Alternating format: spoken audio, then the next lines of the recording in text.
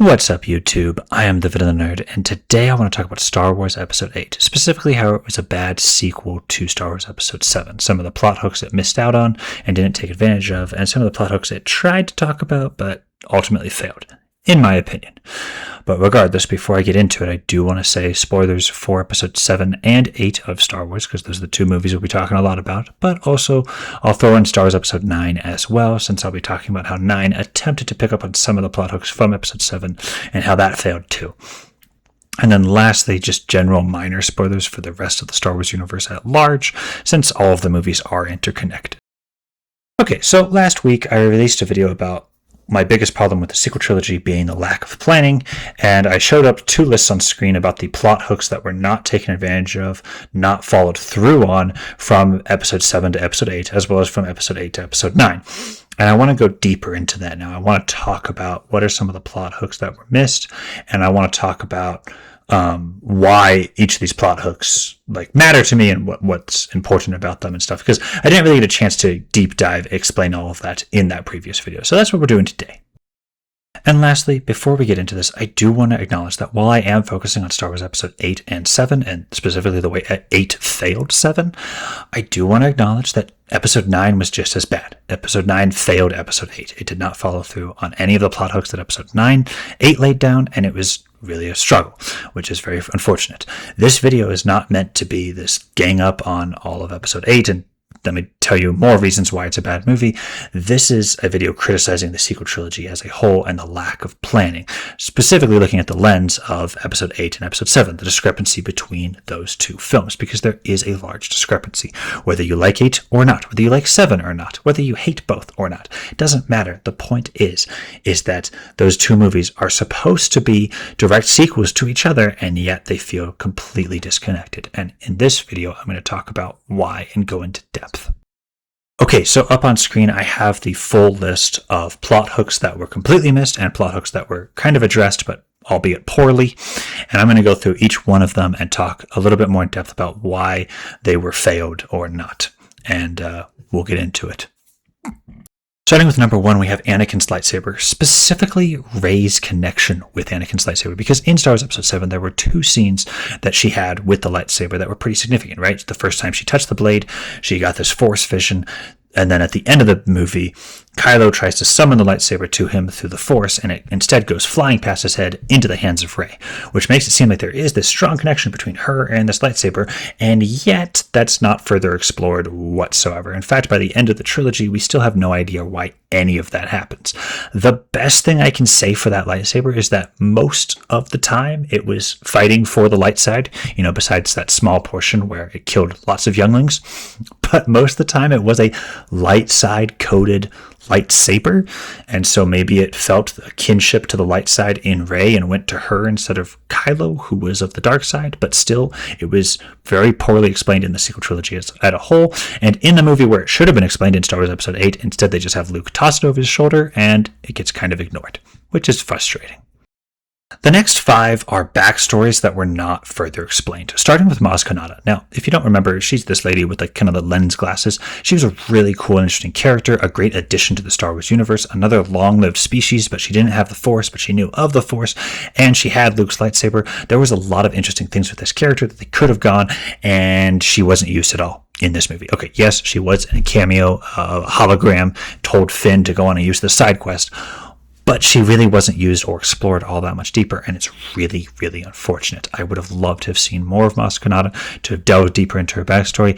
Heck, they could have even connected her back to Yoda, because she said she has lived for a long, long time. So yeah, she probably has run into Yoda a time or two in her travels across the galaxy.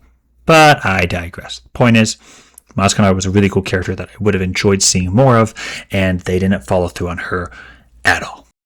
Next is Snoke, and their entire video is talking about the poor usage of Snoke and all of that stuff. I'm not going to get into it too deep here. I'm just going to simply say that, yeah, his backstory was not further explained in Episode 8, which is really unfortunate. There's no explanation as to how he got so skilled in the Force, why he's a dark side user, what's his motivations in life, or even how he rose to power within the First Order. Like, how did he come to lead them? Where did all his scars come from? Etc., etc. There was just nothing. And it's really unfortunate, because I would have liked to have seen more of Snoke or gotten more to understand him.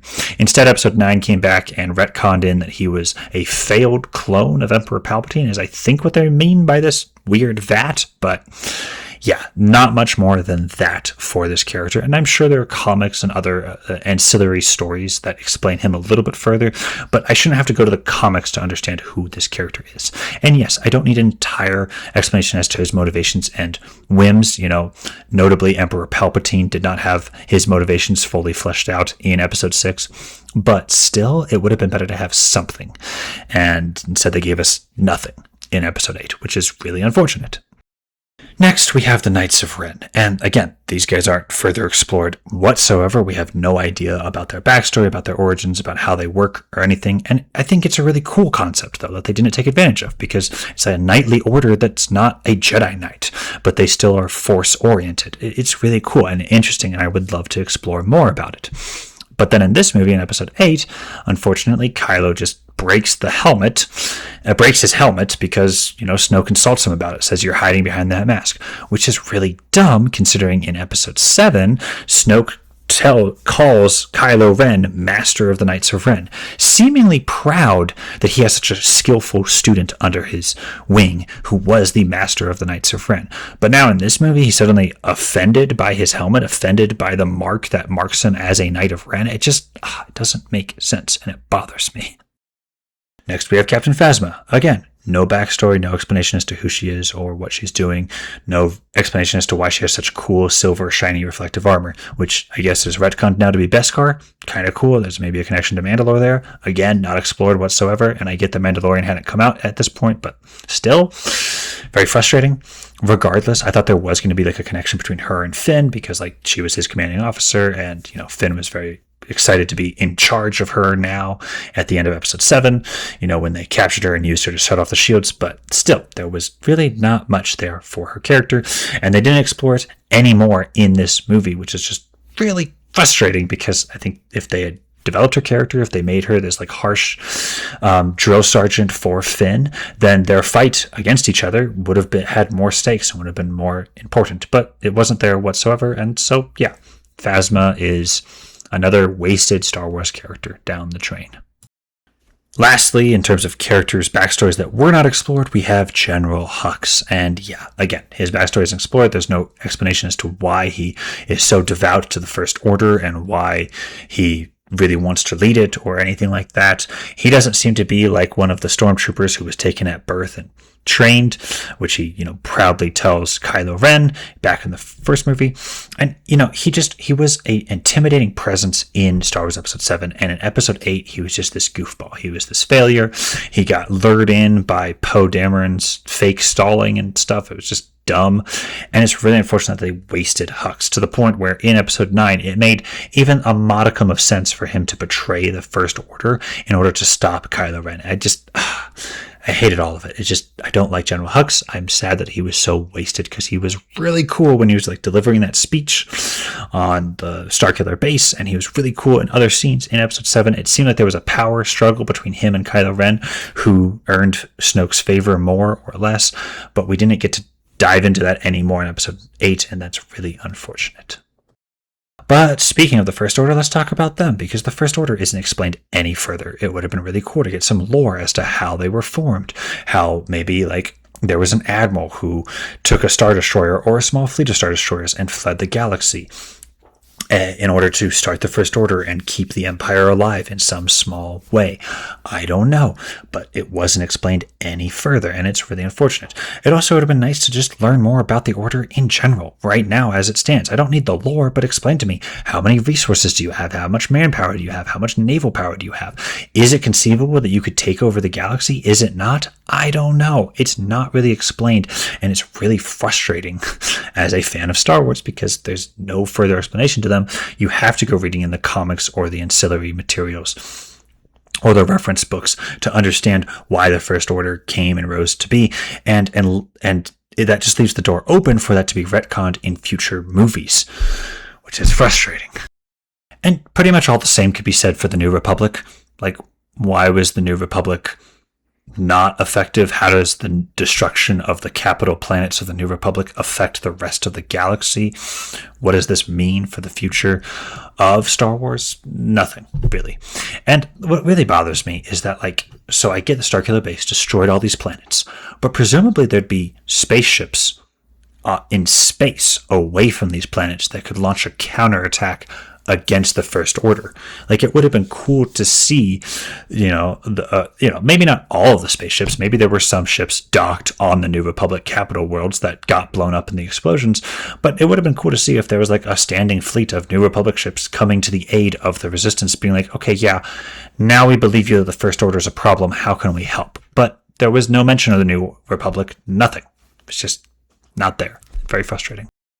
Next, we have Starkiller Base. And this one, I'm going to talk more about this when I talk about the time factor, but I want to highlight it with the Starkiller Base, which is the fact that this big installation blew up, presumably killing thousands of First Order troops, if not hundreds of thousands of their troops. And on top of that, this was probably a big asset, a big resource that had lots of, time and money put into it. And it gets blown up, gets completely gone. And yet there's no reference for why that's a bad thing in Episode 8. Yes, Snoke punishes Kylo Ren for failing to kill Rey and stuff like that. But no one seems to be mad that this base just blew up. No one seems to be mad that this big resource they just lost. You just lost your primary weapon against fighting the galaxy, and no one seems to be bothered by it. They're just yep, we lose those things all the time. It's wait, what? Next, we have Snoke promising to finish Kylo Ren's training, which doesn't happen. Now, I get this movie canonically takes place a few days after the events of Episode 7. So Snoke didn't have time to do this. Maybe he tortures Kylo at the beginning and then trains him later. A very Sith thing to do, very dark-sidey to do, because I know Snoke technically isn't a Sith, although if you believe that he's a clone of Palpatine, then he's kind of a Sith. Doesn't matter. Point is that, Snoke was going to finish Kylo Ren's training, and it was going to be really cool to see some Sith training on screen, at least on the big screen. We saw some of it in Star Wars The Clone Wars and other places, but it was going to be cool to see it on screen, and yet we didn't get any of that. And that's, again, missed opportunity. Very frustrating. But that brings me to my last point, and that is the time factor, because as I've mentioned a few times now, Episode 8 canonically takes place a few days after the events of Episode 7. Rey and Luke's conversation picks up right where it left off. She hands him the lightsaber and he throws it over his shoulder. I'm not going to get into all of that. But with the Resistance, maybe it was a few days later. I don't know. I'll give them the benefit of the doubt. But the problem is that the First Order is able to launch an immediate counteroffensive against the Resistance, right? There's a fleet killer that comes and attacks their base instantly, but then after they're able to destroy the fleet killer, an entire small fleet arrives. Well, not a small fleet, a large fleet. It's Snoke's big flagship that stretches from one end of the screen to the other. It's a bunch of little Star Destroyers. If they had this much military might, why were they not launching attacks earlier? With that much firepower, I feel like they could have done more. Plus, was this fleet just waiting for someone to blow up Starkiller Base? Why weren't they doing more? I'm confused, and it bothers me why they were able to launch such a quick counteroffensive, and it feels like the time factor was completely ignored. But what it really feels like is that even though these movies are supposed to take place days apart, it really does feel like it fills the weight of the 2 years that took place between these two movies actually coming out, right? Because Rey's now this sad, mopey girl. Really feels like the criticisms that were heaped on the actress for her character really got to her. Finn gets healed from the bacta tank instantly, very, very quickly, which, again, I like that Finn survived, but I am frustrated at how quickly he was able to just recover and be fine. And there are other problems, but yeah, the fact that this movie does not feel like it took place, immediately after the events of Star Wars Episode 7 really bothers me. Okay. Moving over, I want to talk about the plot hooks that were addressed in Star Wars Episode 8, but were done so in a very poor manner. Or at least in a way that was not satisfying to me. I get that might be satisfying to others, and that's fine, valid, but for me, I did not like it, and I think they could have done better. Starting with Finn's characterization, because they did develop Finn's character. Like, he learned to not just fight for Rey, but to fight for the good guys, fight for the resistance. Yay! Now, I personally argue that he didn't need to learn that he already was wanting to fight for the good guys, that he already got a good feeling in his heart after he helped take down Starkiller Base and after he fought Kylo in defense of Rey. I was fine for that, and I think they could have started this movie off with him already fully invested in the resistance, and we move on, right? Right. But I get that some people think that's valid, that he had to learn to fight for the good guys. Okay, fine, I concede. But my bigger problem isn't just the choice they chose to, of how they chose to develop him, but rather the fact that Finn became a side character in Star Wars Episode 8. In Star Wars Episode 7, he was a co-lead. He led the plot just as much as Rey did. In this movie, he's a side character, and that's really unfortunate. And to add the icing on top as to the detriment of Finn's characterization is the fact that because he was a stormtrooper is never brought up. That fact that he was a stormtrooper does not affect him whatsoever in this movie. Yes, you could say he's a coward and he still wants to get away from the First Order, inspired by the fact that he's a stormtrooper. But other than that, there's nothing else about him that tells me there's nothing else about him being a stormtrooper that affects his choices in this movie or how he interacts with other characters. It bothers me. Next, we have Poe's characterization. And Poe in the last movie was a glorified extra, and in this movie, he was a full-on side character. So they actually upgraded him. Yay. It's just that the way they chose to upgrade him, again, I don't like. Now, I'm not saying they didn't upgrade him. Yes, they did develop Poe's character. He had to learn not to be a hero and, fight the First Order. But I really hate this because it makes Poe look like an absolute idiot, which I don't like. I thought Poe was really cool in Star Wars Episode 7, and then in this movie, he's just like an idiot. But worse than that is the fact that in the opening crawl of Episode 7, it says that Poe was the most trusted pilot of the Resistance, right? And he went on this mission to go get the map to Luke Skywalker. So you think he should be a pretty good leader, right? He should be a pretty solid dude. And yet in this movie, he's a complete bumbling buffoon, and it just bothers me to no end. He makes stupid mistakes, and it just bothers me. I can do a whole conversation about Poe's opening in Star Wars Episode 8 where he takes down the Fleet Killer, and I'll make that video another day. But point is, I really don't like how they made Poe such an idiot in this film. Next, we have Luke's training. It was very much implied at the end of Episode 7 that Luke would train Rey, and he kind of does, right? He has 3 lessons to teach her about why the Jedi are failures and why they need to die and stuff, and it's really dumb training.